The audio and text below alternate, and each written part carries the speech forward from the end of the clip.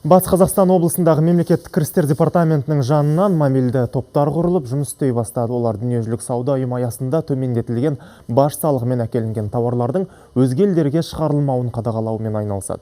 Өткені Қазақстанның дүниежүзілік сауда ұйымына мүшелікке өтуіне байланысты өткен жылы үшінші елдерден төмендетілген баж салығымен әкелінетін 1347 тауар түрінің тізімі жасалған болатын.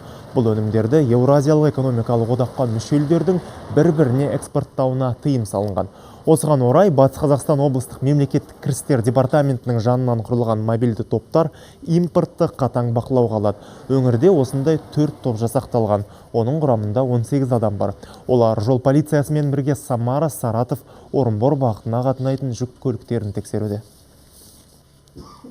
Дүниежүзілік сауда ұйымына кіруіне байланысты қолданылатын кедендік баждармен ресімделген тауарлар, олар Қазақстан Республикасының тек қана Қазақстан Республикасының аумағында пайдалануға тиісті.